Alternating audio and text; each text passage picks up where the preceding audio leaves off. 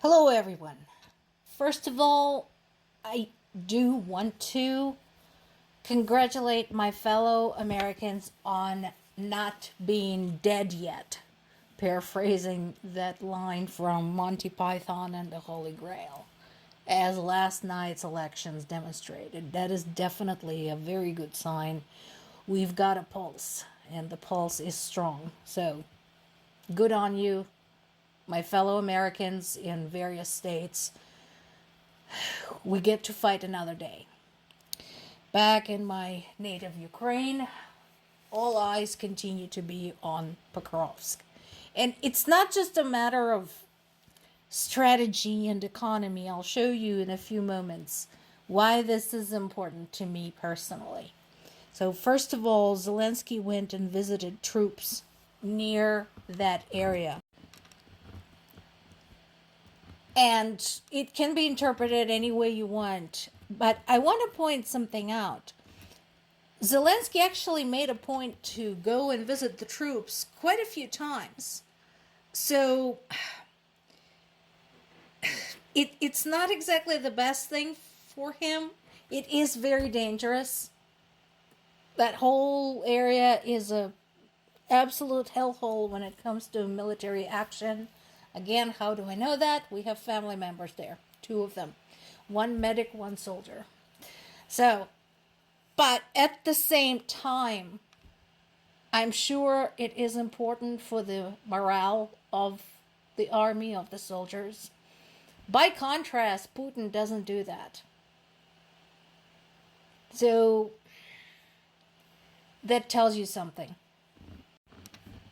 In terms of what is going on there, BBC did an excellent summary today. I am so grateful to them because they gathered everything we have, all the different bits and pieces, and put it together into one article, which I strongly encourage everybody to peruse. They don't just talk about the battle situation, and they do acknowledge that this is changing, this is constantly changing, and we have multiple sources saying multiple things. Now, we know Ukraine collaborates with its allies in terms of the satellite feed from the ground. So, when we're talking about Ukraine position, we at least can get some confirmation as to what's going on. But there's a lot of propaganda and disinformation coming from Russia and clogging the system, so to speak. So, one of the questions, of course, on a lot of people's minds is how close Pokrovsk to falling. That is the bit that is hard to tell. That is the hardest bit to determine because we have so much going on there on both sides. I can tell you one thing, that Ukrainian army is not submitting in advance. They're fighting like crazy. At the same time, it is also true that Ukrainian troops are incredibly outnumbered.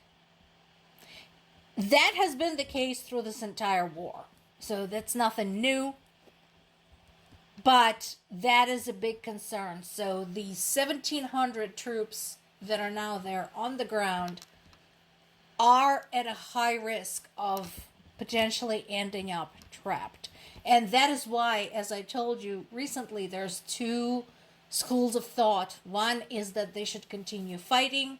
Two is that we should get them out and regroup and figure out how to knock the Russians out of Pokrovsk later. So, again, each thought process has its own pros and cons, and not being there, and not being a military commander and not being a head of state, it is really hard to determine which way is the right way. We can pass judgment about the great battles of the past because they have already happened and we already know the outcome. Hindsight 2020. So, all I can say is we just gonna have to sit and wait. And I don't like that either. So, One of the reasons I like this article is, once again, BBC is providing some very good maps to show you what is going on and where it's going on. And they also provided the information as to why the city is important. So why is it important to Russia? Well, first of all, prestige. So the last time they took a city, it was Avdiivka. That took place a year and a half ago, more than that, back in February of 2024. So I said that this has been a stumbling block for them for a very long time. They haven't had anything spectacular happen in a very long time. Of course, that is damaging their prestige and the morale among their own troops. But it is also an important transportation and economic hub. And they also understand that should Pokrovsk fall, that is going to be a shattering experience for the Ukrainian people, not just for the military, but for everybody watching this. And of course, much of the same reasons for Ukraine to hold on to it. There is the question of morale. There is the question of stopping Russian troops in their tracks, which Ukrainians have been doing really, really well if you look at this. Because, again, multiple people watching this have talked about the fact that Russia's progress had slowed down to a crawl, and that at the rate they're going, if they insist on still going, it would take them anywhere from 50 to 80 years to overrun the entirety of Ukraine. So, there is that. But also, this is where the illustrations are important. And this is why this is important to me. Pokrovsk has transportation links to Zaporizhia and Zaporizhia's next door neighbor, Dnipro. I'm not okay with that. Zaporizhia, if you look in the south there, Zaporizhia is already close enough to the front line. Thank you very much.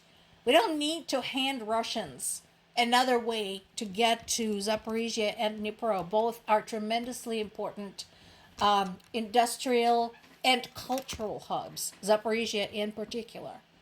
So, yeah, this is hugely important.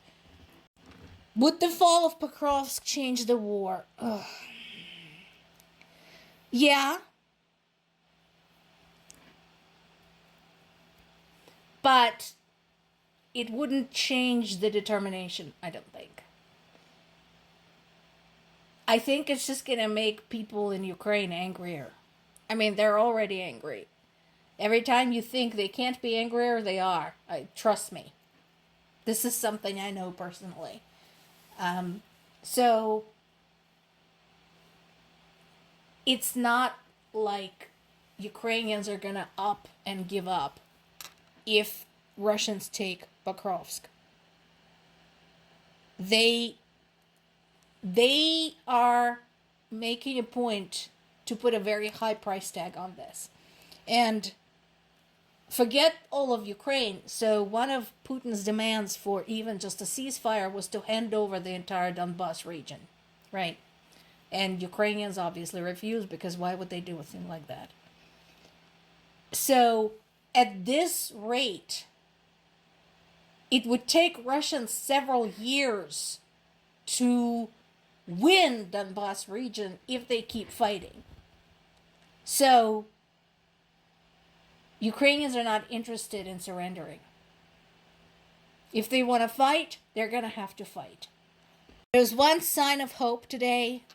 A group of Ukrainian soldiers fought their way to Pokrovsk City Council building, raised the Ukrainian flag on top, and released a video in a tremendous act of courage and defiance. That's Ukraine. More to come.